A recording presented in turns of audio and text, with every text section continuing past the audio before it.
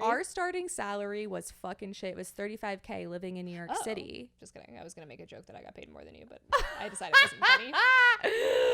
Oh, God.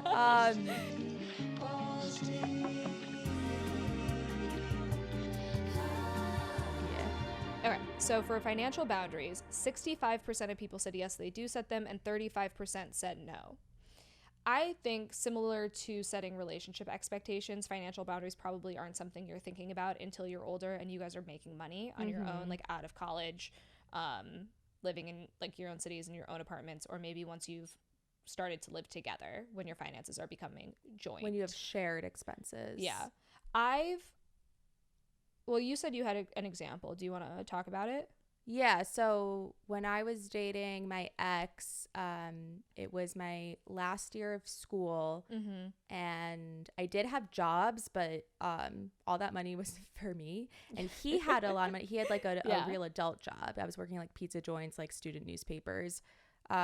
So he paid for a lot of stuff, and he kept saying to me, and I thought it was a joke, but it wasn't a joke. He's like, when I'm in law school, you're gonna be supporting me, so like that's why I'm like paying it forward, blah blah blah. You guys are children. And so then I got my job, my first salary. Wait, can I say it? Because we literally worked the same place. What we made? Yeah. Okay. Our You love talking about finances, right? I know, but I don't want to like we had the same salary, so I just wanted to get your consent. You can out my starting salary. Our starting salary was fucking shit. It was $35K living in New York City. Just kidding. I was gonna make a joke that I got paid more than you, but I decided it wasn't funny. Oh, God. But I was living at home, so I didn't have to pay rent. So, and I love buying gifts for people. That is one of my love languages. So then a big issue in our relationship became I was resenting him for wanting to do all these expensive things, and he would spend so much money on like things that I didn't really value, care about. Yeah. And it was just very toxic in the relationship because I wasn't talking about it, and then it just all built up, and I felt I was wasting all this money, or he was just sucking me dry, and like I didn't even need to go to a fancy dinner. I wanted to cook dinner at home. Yeah. So yeah. That's super valid. I mean, I've never been in a situation yet where Hunter and I have like had mixed finances, and I think prior to this year, where like this is the first time in my life where I'm making a decent amount of money. Ka-ching. I mean, I work very hard. I just want to let you guys know. But we had always been sort of like no one's keeping track, but we're trying to do 50-50 as evenly as possible. And because we don't live together, that's super easy to do. And I think he and I are very aligned in terms of like what we enjoy doing, the things that we enjoy spending money on, like going to see a movie is something we both like to do, but we'd rather eat most of our meals at home.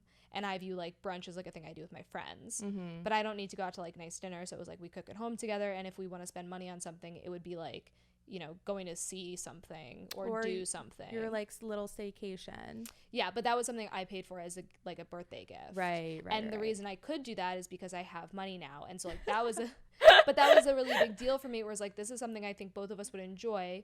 And for the first time in my life, I can actually do this for him. And that felt really great. Yeah. And I think he and I also, you know, we don't do big gifts. So this is not something we really, you know, have to, you know, when the holidays roll around, we always have a conversation beforehand. We say, do we want to do gifts for this holiday?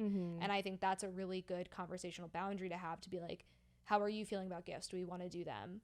And he's so sweet, because like this Valentine's Day, which we don't usually do a big deal of, we usually just like cook a meal together, he got me a banjo, which is a thing that I've wanted forever, but he knows I would never buy for myself. And that's like such a big and thoughtful gift. And it really was just like, so I burst into tears when I saw it. I was like, this is so sweet. It was really fucking cute. But I think like having those conversations around like holiday spending, you know, what do we want to spend our money on? Is it like this category or this category? And do we want to do trips? And like, are we doing this together? How are we splitting it? Those are all important things to have. Our audience agrees. Cool. And you can budget also. You don't have to just be like, we're not getting gifts, but you could be like, we'll do like $20 holiday gifts. Exactly. And I think this is something in terms of like budgeting. Married couples and like long-term couples both said that they keep separate bank accounts, but they also have a joint bank account that they agree how much money they want to put in each month. And that bank account goes to any shared expenses or shared activities. I thought that was a really cool way to do it because I firmly believe in maintaining separate bank accounts even throughout a marriage. That will definitely be what I do. I mean, my mom instilled that in me. She was like, you never want to be in a situation where you couldn't leave if you had to. Which is maybe the most like pessimistic way of looking at it, but it's important to think of it. Something women have fought for. Yeah, to have a bank account. So people said that they have conversations about how much they're willing to spend on travel, dates, and different activities. And they also talk about splitting bills when one person makes more than the other. So a lot of people talked about doing a sliding scale of percentages. So if you're making, 30% more than your partner, then you're also going to cover 30% more of the bills. Or you agree a max amount that each of you is willing to pay. And then the person who can afford more maybe just puts that money into their own savings account. And that way you're always doing an equal thing, or you're always viewing it as equal, because I think with money comes power. And you never want to establish a power imbalance or make someone feel less than. Yeah. We had a couple people reach out and say that their partners who could make more money and would pay for them used that as a manipulation tactic down the line, which breaks my heart because money is such a powerful thing. And when you don't have it, it is a really tough situation to be in. And you never want to be relying on a person. Rule the world. Yeah, absolutely. The people who responded, like, also in detail, I'm sure that their romantic lives are, like, good.